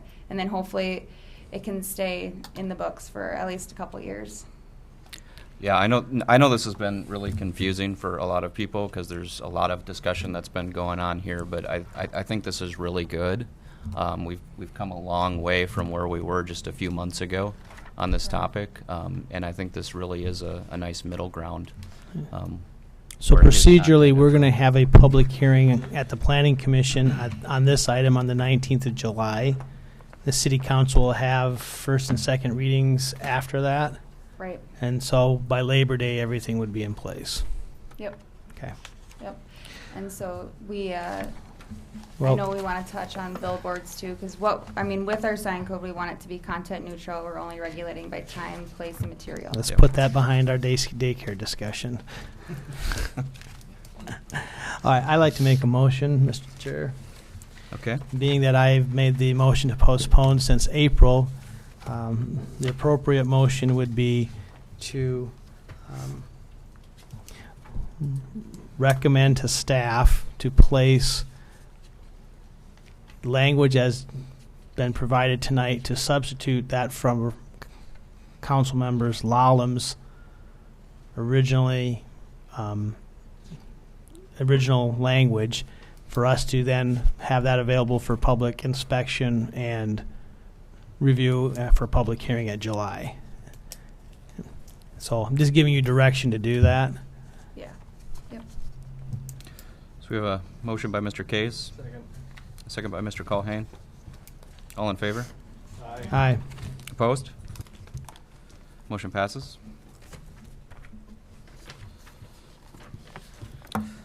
Item 9 is the Olive Place Edition plat.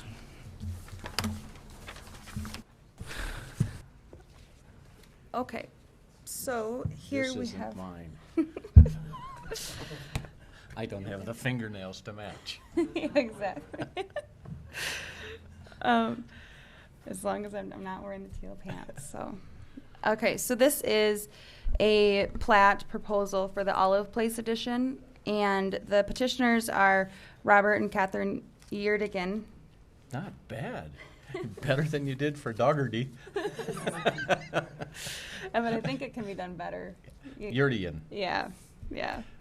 And then Vince Foley is their acting agent. So he's here with us tonight. And so the petitioners submitted a plat of Olive Place Edition to combine 2 lots into one. Through recent annexation and zoning, the petitioners brought 7.66 acres into city limits to combine with the existing 0.43 acres on the northwest corner of 14th Avenue and 2nd Street. Some facts about the property. It is zoned R1, single-family residential.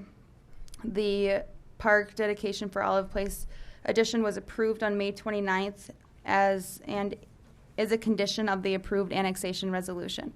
This includes $5,930.26 cash in lieu of park development, as well as a 5-foot easement request along the west property boundary to be collected prior to the recording of this plat. The cost recovery pro rata share is required for the portion of 2nd Street Northwest that abuts the property's east boundary, and then a development agreement for the plat of Olive Place Edition provides improvement assurances that are included for this plat to be approved by City Council. And then Watertown Municipal Utilities confirms the easements are sufficient, and City staff supports Plan Commission recommending the plat of Olive Place Edition to City Council.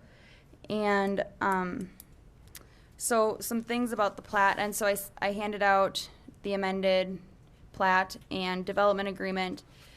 We've been working through language with the development agreement, and that does not need Plan Commission approval, but it's more so you guys to look through it and make sure that orderly development is taking place, and if there's any issues that you see. And then also with the plat, what's different, and this was actually per municipal utility request, was that there's not a 10-foot easement like we usually require along the south property line. And then also on the west side they're showing their 10-foot utility easement, which conforms to our ordinance requirement. And then if City Council approves the development agreement, that's when a subsequent deed would be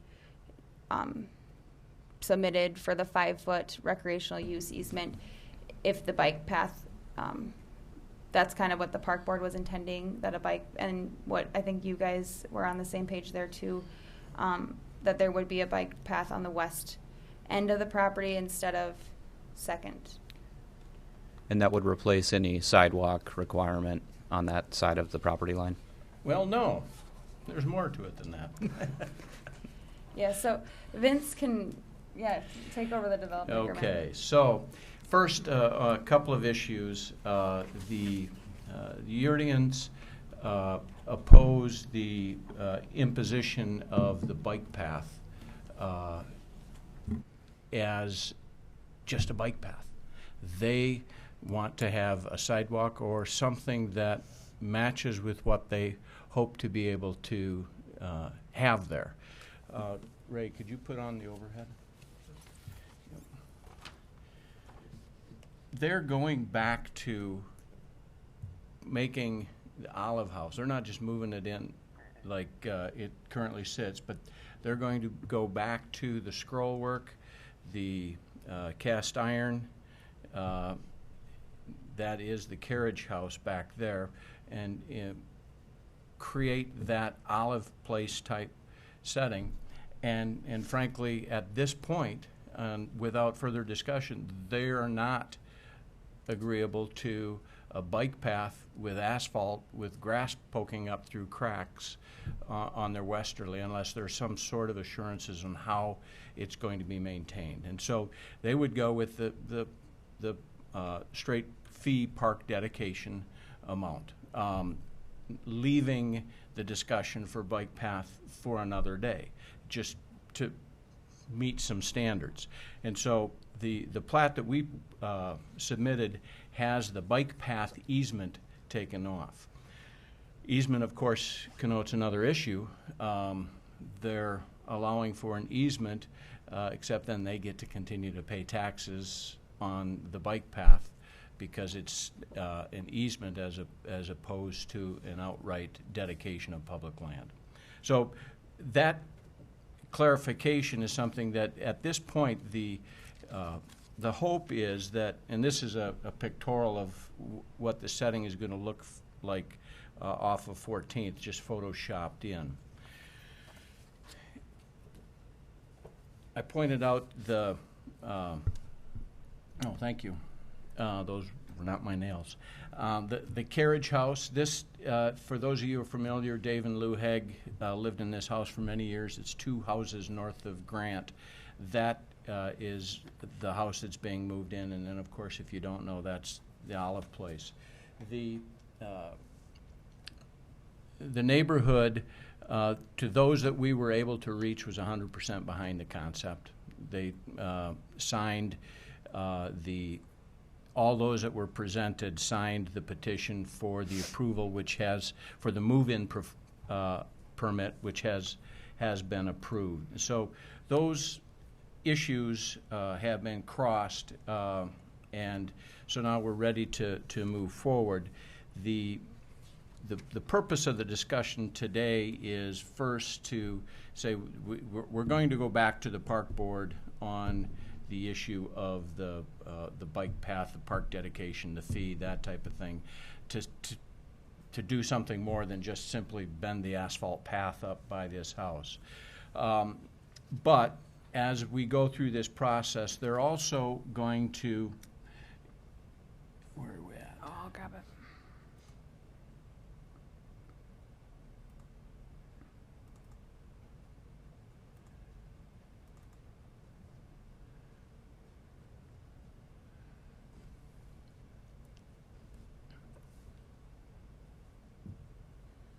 Okay.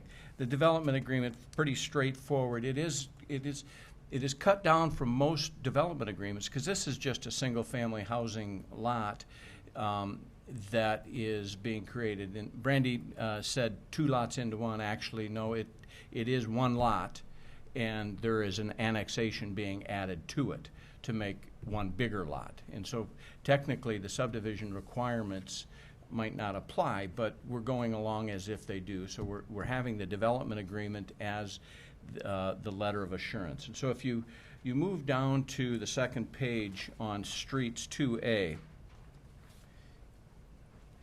currently there is in place, currently there is in place an assessment against the property for 2nd Street when the flagpole was put north to the Hoff-Teasers edition. I'm not even sure what the River Ridge edition.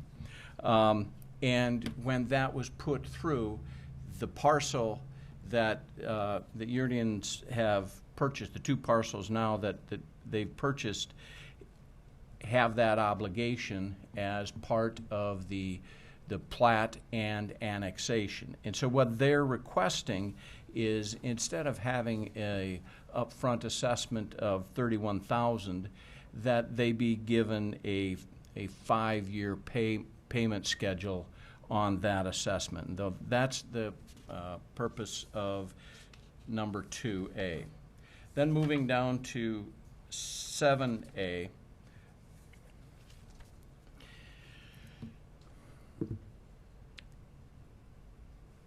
Oh, I'm sorry, 7E, sorry. 7E. Currently, if you think about how things are on the east side on 2nd Street, you've got a patchwork of sidewalks. You've got a sidewalk that has not yet been brought down. And you also have a pole line. You have a gas, what's that called, Mark? That Above ground valve. Yeah, above ground valve with the, okay, does it show? There. Is it over here? It's up north. Well, we used to be able to like just drive on this, but it changed now. Okay. But I'll go farther. Okay, but that valve is there, and then there's all those mature trees in there as well, and so it poses a problem for just simply saying, well, we're just going to run a sidewalk, and so what they've asked for is that their requirement come in place upon everything else getting put together, so that they're able to be able to make the run in a somewhat straight line, and with the pole line, if that should ever come down. That's one of their main concerns, is that as you look at that area, that their sidewalk requirement is going to pose problems with that construction. I had just one quick question on the language on that sidewalk there. Is it specifying that they have to be completely surrounded by all adjacent before any of the sidewalk goes in? No, just that on 2nd Street. Not that language. It seemed confusing. Adjacent shall include lots, and it describes 2nd Street, 4th Street, and 14th. Right, okay. That's a good point. Yeah, I think the language could be more clear. They're not saying they don't have a requirement on 4th Street just because Second Street isn't done. Right. Yeah. But no, where it matches up, where it matches up, then they'll perform. Yeah, that's the idea. So the trigger point really is when the other side comes in or that to the north, we'll build it at that time. Yeah, yeah. Yeah, I mean, those kind of trigger points, and I'll work with Matt on readjusting that language, because it Okay. probably should be an or as opposed to an and. I assumed that was the intent, but it was just a little confusing when I read it, so That's thank fair, you. Yeah. Okay, then, moving down to 8. This is, as you read this paragraph, it's a bit confusing because as Matt and I worked through this, there's the first paragraph we want to leave in, okay? We acknowledge that that's the requirement.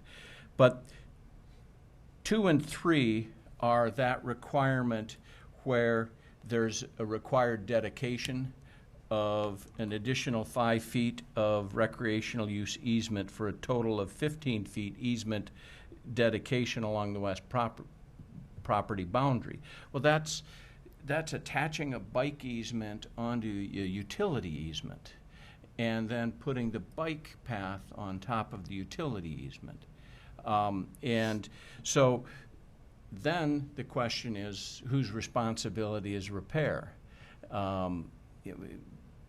Ultimately, what we would like to do is make sure that what we're going to do, if we're going to have any sort of bike path, is that, number one, we don't have that kind of question. Number two, that we don't have a construction standard that perhaps does not meet that lot. I don't mean to speak ill of the Park and Rec, but there's a couple of our bike paths that are getting a little long in the tooth, and that is concerning. And so we are hoping to, if we're going to go to a bike path, let's go ahead and figure out where that is, where that standard is. Until we get to that point, until we figure that out, the Yurdigans are willing to just have the full dedication requirement of which is my paragraph, that the total park dedication amount requirement, and then we keep talking with the park about their standards. Is the park has said that we want X amount of dollars payment in lieu of cash for park dedication, and they're also asking for an additional 5 feet, or no? No, the 5 feet is sliced out of the dedication. Okay, so it's not another exaction on top. No, then. no, Okay. it's not. It's an exaction of land and cash as opposed to just cash. Yes. Yeah, so then the just cash amount would be the $7,053.70 that Vince included in that paragraph. And that's something that we'll take to the park board and see if they're open to negotiation. We wouldn't have both sidewalk and bike path on the west side. Correct. And do we know, I can't remember, we just approved the plat across the street for Valley View First. Is there sidewalk on the east side of the Valley View? There is, but that is pushed off to adjacent. The sidewalk requirement can be pushed off to the adjacent property owner. But sidewalk is required to be constructed on the Valley View First Edition on the east boundary. Right. Okay. Just at a different date. I mean, it's not going to be, it could be years down the road when the other side develops. Is that what I'm understanding there? No, so Valley View First Edition, that has, that developer is putting in the whole street of 4th Street. And then there's a sidewalk requirement on both sides that they'll have to improve that within 2 years. And then this, though, with the sidewalk requirement, it's in the development agreements that they can put the obligation onto the adjacent landowner. So then that would be the Yurdigans, but they would be on a different timeline now. I mean, their requirement here for sidewalk. When we approve, I'm sorry, I don't mean to be confusing Mr. Foley here, but I want to make sure I'm square. Valley View First Edition, they came, we approved the plat, they're building the whole street. Your client, Mr. Foley's client, is not responsible for any of the construction costs of that 4th Street. Correct. Correct? And Valley View First Edition is going to be putting in sidewalks on their side of 4th Street. Yes. Whether they do it themselves or they pass that cost on to a subsequent landowner, that all has to be done within 2 years. Is that what you're saying? Yes. Okay. But back to Mr. Foley's clients, we're not having sidewalk or bike path tandem. We're going to have one or the other. Yes. Okay. So let's take your question about Valley View. If the Valley View side constructs, then that kicks Timing in for this. our construction requirement. But hopefully we're going to have the bike path issue settled before then. Okay, so what we're talking about is the north side of, Right here. right there. I think that's west. That's west, yeah. Yeah.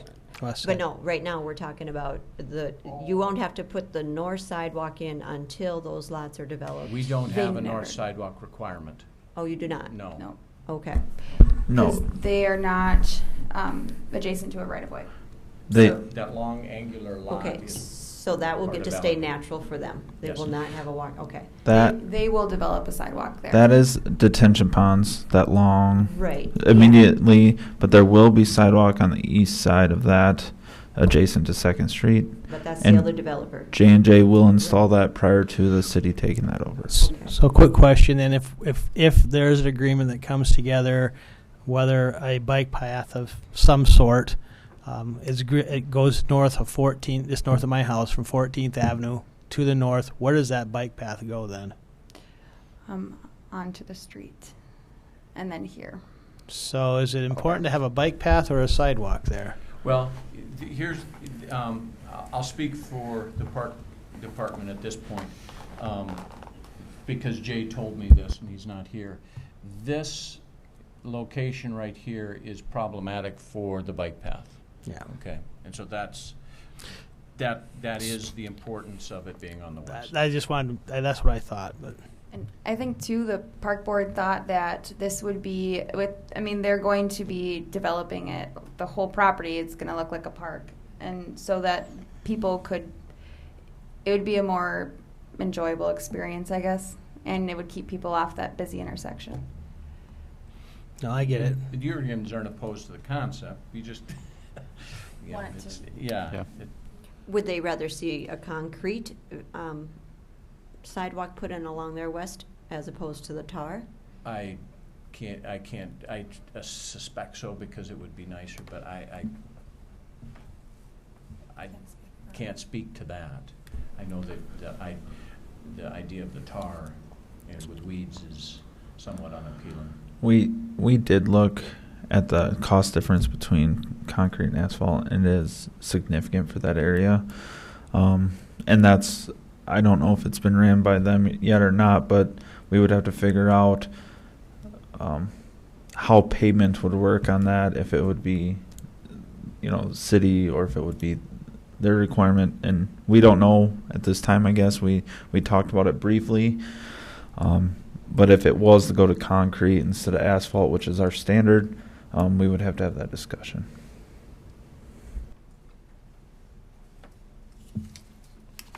So those are the main issues of amelioration that we would like to see, that being 3 total. I'd also point you to the general provisions, D down at the bottom. That language was approved by Mr. Roby today. This is a bit different. I mean, it's a development agreement that we're talking about, nothing that's going to become a city property. Usually this is where we have all of those warranties for the storm sewers and the streets and that type of thing, but none of that is being constructed as part of this plat. And so what we put in there was, we recognize that the sidewalk ordinance needs to be complied with, and those standards need to be met, basically. It's just it's a timing thing. Yeah, it's a timing thing. They're already 6 weeks behind. Well, for public disclosure, I should state that I did sign the petition. I am a neighbor to the property here, so I just wanted to make sure that was out. I just want to urge, and I don't want to create any sort of conflict or rub or anything, but, if you can convince your client that a bike trail is a good idea, that would be really amenable to me, at least, from personal level. And there's a lot of young families in that particular neighborhood, and I think that particular area is probably a little bit more better situated for a bike trail as opposed to a concrete. Or if you want to do concrete, we figure out some way to make it work, I guess, is the short answer. Well, they're amenable to a bike trail, just not one that looks bad. I don't disagree. I think we should spend a heck of a lot more money on bike trails all over the city, but I'm right there with you, Vince, being someone that frequents them. The other thing I did want to mention is that this is a real good example of that in lieu of ordinance, and I think we really should work on that. I'm not saying in this particular instance it creates a lot of issue, but I can see where there's a lot of heartache. For instance, the assessed value of $141,000 as using that as the marker. I mean, that's almost an arbitrary number at this point, because the actual value, the appraised value and the market value is so much higher that we might as well just be spinning a wheel and picking a number at that point when we determine what the cash in lieu of number is. We need to come up with a more sensible. I'm not, again, for this particular instance, I think it's fine, but I'm guessing that the actual value was much closer to $500,000. I know that's what it was listed for, I think, and that was before it incorporated that corner piece. So when we talk about cash in lieu of and using the assessed value, I think we should look into that ordinance and changing that ordinance entirely. Something that makes a little bit more sense. I guess my other question was going to be, as far as the timing and the payment over 5 years, is that something we've done before in the past? Allowed for that? I'm thinking that's fine as long as we're getting our compensation. If it's spread out and to make the development work, I'm all right with that. Because in this situation, it's not a subdivision, so they're not they're not selling lots and paying for their overhead. And then to your point, Liam, with the assessed value, I feel like that is appropriate because it's not developed yet. So to not, they have to put a lot of money and infrastructure in to make that property worth more. Not necessarily in this situation. The property is already worth more. The market value and the appraised value, I'm guessing, far exceed $141,000. I didn't look at the real estate transaction, but I would venture to bet it was a lot more than that. And so when we talk about using that number, some of these instances it just doesn't work. And I don't know how to solve that problem, especially like to the north. When it was annexed in '73 or '4 or something like that. I don't know how to handle it, but I know that there's a really good puzzle if you can figure out how to solve it, because putting back on, they joked with the different hats that I wore, but putting back on the city attorney hat, part of the problem that you run with, you need to come up with a definition. You have to have a definition so that you can give people notice, but the problem that you have with fair market value is it isn't recognized until 2 years later in taxes as we work through our real estate taxing cycle. And so we had this discussion about 18, 19 years ago when I had black hair and more of it. But it's trying to come up with something is difficult. And you're absolutely right. They paid more than that for this land. And I want to be super clear, for this particular instance, I don't think it makes any sense to hold it up based on that. But this was the same sort of rub that we had with the Hoff-Teaser deal too, is because we're looking at it and you just feel like you're getting the short end of the stick from the city perspective. And if we have constituents as this board, I don't know if the city's considered our constituency or not, but we have to keep the city's interests, and especially when we're giving up what the city wants, which is a park, a space for park, for what appears to be pennies on the dollar. It just, Right. it rubs the heck out of me. And in this particular instance, like I said, it doesn't bother me quite as much because we're talking about a real fractional piece. But using the assessed value just seems so arbitrary at that point. Right, yeah, because then taking the land dedication would be so much more valuable. Yeah. Well, getting But back, inappropriate getting for to this getting to an action statement. Being that we don't have a current city attorney here, we have a former who's also representing the others. Is the appropriate motion would be to accept the plat and the development agreement we don't have to make the motion on the development agreement? No, Just to the plat. recommend the plat. But The then are we development holding agreement up progress for the house to get Your moved? opinion on a The development. motion on the development agreement as recommendation would be helpful, so that we then are able to represent to the I city guess I council. understand what they are trying to do here, and for disclosure's sake, I'll say that land was sold through Remax Partners. So I'm well aware of what they envisioned here was, like I said, setting that whole home back in the way it was, and they have some magnificent dreams of that whole corner. So I don't want to hold their hands tied any more than what they have already done. I think the city, are we going to get tax dollars out of it? Or, what if it would have been developed? It went commercial, Liam. We talked about that. That was where the $500,000 came from. That would have never went commercial up there. People would have shut it down. So that whole number needs to get thrown aside as to what they're getting charged for park, in lieu of park. But getting back to what they have envisioned for Watertown it's a really amazing feature. I think it's just going to be extremely cool. So I don't know if we could find, I don't know if we have to find a volunteer board that will help them maintain that strip, they're good with putting a whole trail along their property. I'm not so sure I'd be so generous if I were in their shoes. So for them to be concerned about what it's going to look like without them having to maintain it, like I said, if we could, I don't know. I know that's not what we're here to decide on, but if anybody's listening to this, I think that would be a great volunteer project to ensure that can somehow be a little bit upgraded along that section somehow. I'd like to make a motion, Mr. Chair. Okay.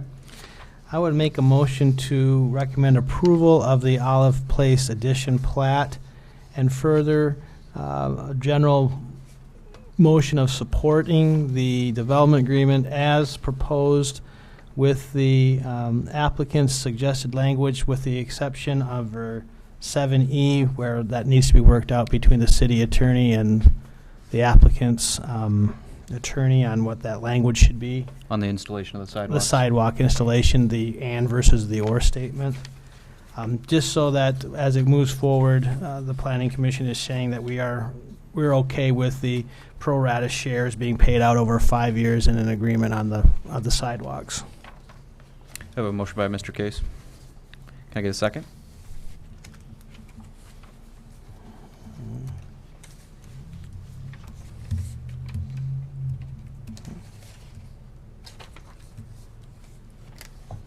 Do I have a second?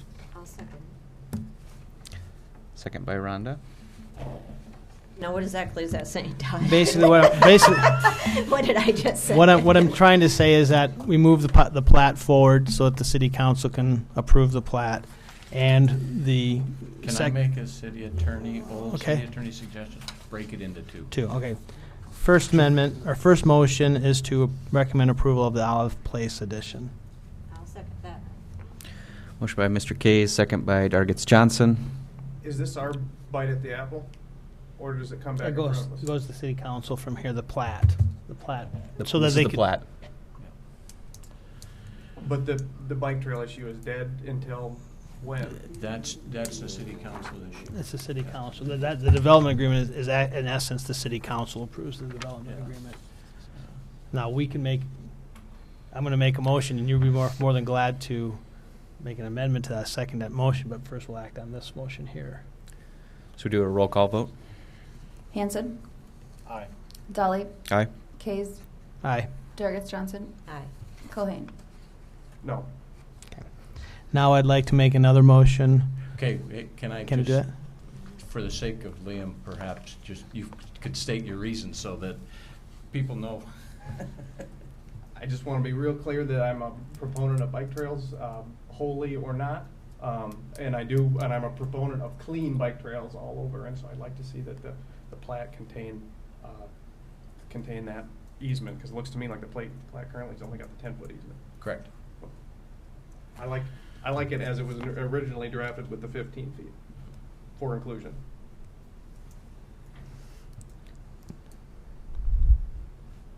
Thank you.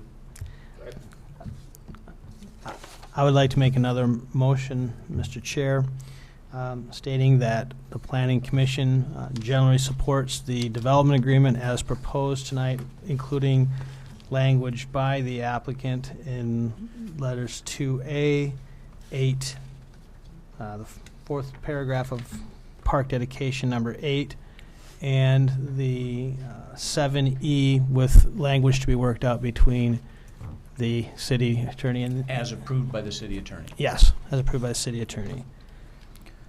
So we have a motion of support with the adjustments by Mr. Case. Do I have a second? Can we just take that as a recommendation, no Mhm. motion? Well, they have Or- to. Yeah, So they need is it a motion for recommendation?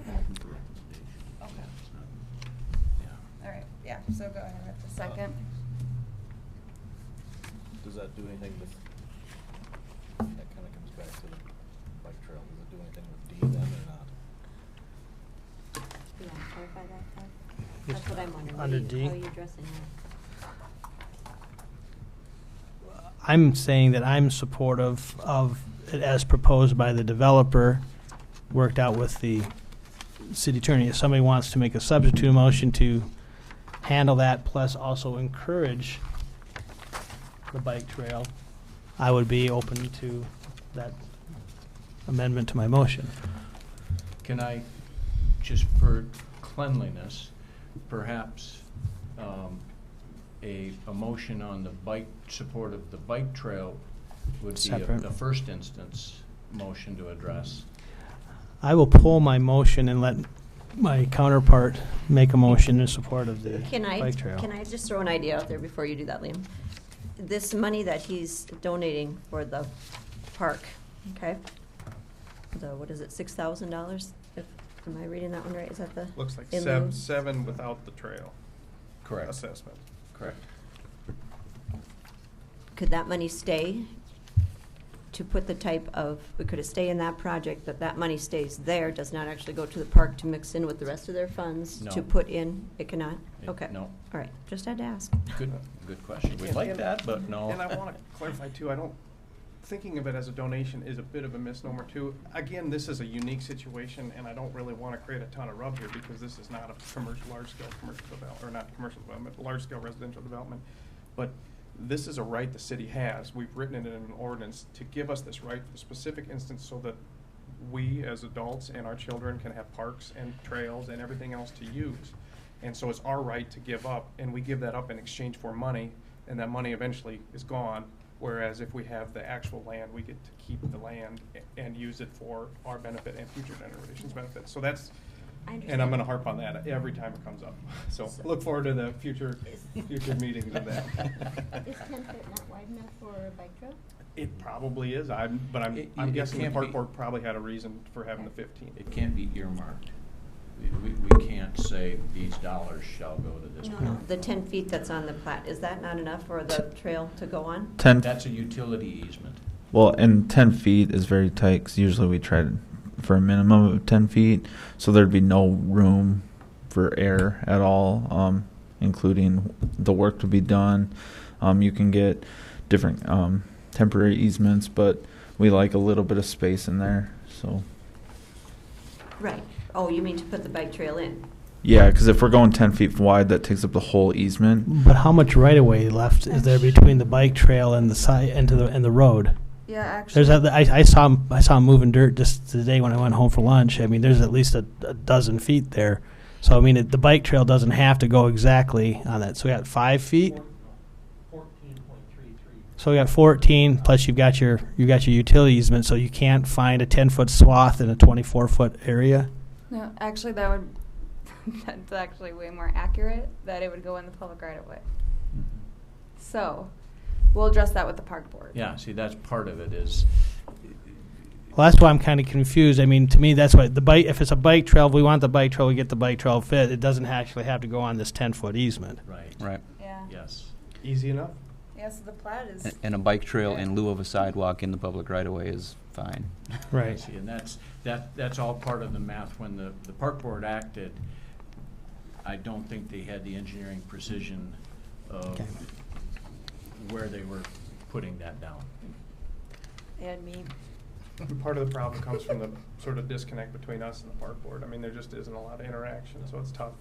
Right. So Am I I think- supposed to make some sort of substitute motion or something? I think what I was hearing was that there's Let me- general support for a bike trail. Let me go back, and I'll make a new motion. I would like to make a motion to support the development agreement as provided tonight that considers 2A8, paragraph 4, Lot E to be approved by the city attorney, and also to support the general construction of a bike trail along the west side of the property in question, to be determined at a later date. Whomever. I think it's 70, or did you say 70? 70. That's 70. And 70. 2A 70. Sorry. So from the top. And D. Basically supported as it's written, with the idea that we're going to have a bike trail along 4th Street. Perfect. Motion by Mr. Kays and a second by Colhane. Are we good? We're great. Oh, okay. Yeah. And we'll be out, and I will talk with Jay tomorrow, and we'll start working. We just conceptually, this is a horse of a different color. Yeah. We rarely put bike paths into nice residential areas at the get-go. And so it's just one of those things we need to work out. And the issue, I mean, just so we're perfectly clear, the issue driving the parks is the safety of 2nd Street and 14th. That's a bad spot for bikes right now. Right. Yep. So there's nothing untoward in the ask. Thank So we you. got a motion on the table. We need to take a vote on that yet. Hanson. Aye. Dolly. Aye. Kays. Aye. Dargits Johnson. Aye. Culhane. Aye. Thank you. Thank you very much. Thank you, Vince. Glad to have you here, Susan. So we have an open public comment period, but I don't believe we have anybody here to speak from the public. One more note too, we can get on we'll be in touch with Jay, Vince, we'll be in touch with Jay to be on the Tuesday meeting then. Okay, sounds good. To the park board. Did we have any new business? No, How about old business? nope. I do have one item. So we had talked about the R2A front yard setback, Mm-hmm. and I thought you were going to include it in here, but we're going to take that as a separate action now. Yeah, Do we have a time frame on that? July 19th. Sounds good. Do you guys want it brought as discussion? Yeah. I think initially I'd like to discuss it. Okay, yep, I'll put it on the agenda for that, because that's our next meeting. We will not be having a July 5th meeting, Okay. so that's also important to note. Good so you call. guys don't show up. Yeah. All right. Any other old business? Nothing? No executive session? Nope. Motion to adjourn? Second. All in favor? Aye. Aye. Thank you all. Thank you.